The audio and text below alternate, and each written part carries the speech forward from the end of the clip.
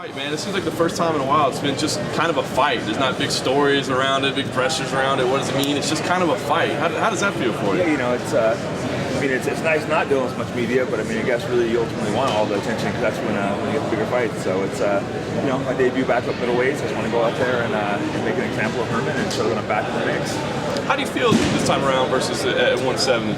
I feel good. I have a really light weight cut. It's nice, not stressing on the weight. The training camp's gone good, so I'm ready to go out there and fight.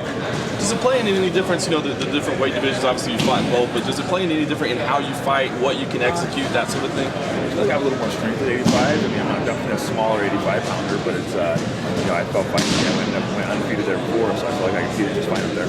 You think this is permanent for you this time, or is this just a stopover? I'm still, we'll see. I'll take one fight at a time. The weight's kind of, I still can make 70s, So it's a possibility. Yeah, definitely a possibility. For if you get offered a big fight down there, it's hard to say no. So it's all depending on what the UFC's offering me. What do you think about Herman? Obviously, maybe not the biggest name in the sport, but certainly a tough guy with a good record. He's a little underrated. Including myself, underrated him a little bit. It's Herman. I go, yeah, it's an easy fight. Then I start watching tapes. I'm like, wow, this guy's pretty good. Especially his last 3 fights, where I've really seen. Before he looked tough, but he had some holes. His last 3 fights, he looked aggressive. His stand-up looks a lot sharper. His jiu-jitsu looks a lot sharper. So I don't know what he's doing, but he seems to have stepped it up. And I don't want to be the guy that he goes and makes a name off of. That's true.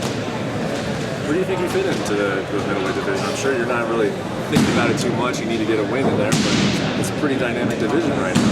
Yeah, it is. It's a really exciting division right now. But definitely, I want to be at the top of the division. It's I got to go out there and prove myself with that Herman, but I'm shooting to try to go to the top. Are there any specific names that stand out to you? There's a few in there. Anderson Silva's obviously the king of the division, so that's who I want. But there's also, there's guys like Bitsby, who I trained with, who's a phenomenal fighter. There's a few guys that have big names up there. Ed's a pretty tall, lanky guy. How do you plan on getting on the inside, working your clinch, and taking him down? He does have a lot of height and reach on me, so it should be interesting. I'm just going to go out there and see what happens, Definitely train with a lot of taller guys, the Diaz brothers and all that, so it's something I'm used to. Do you wrestle any differently with the added, muscle on you opposed to what you? Yeah, I feel like wrestling is what goes up the most when I go up a weight, and for me, wrestling is really important to really get the takedown. Just from being a submission guy, if my takedowns aren't as strong, it's gonna hurt my game quite a bit.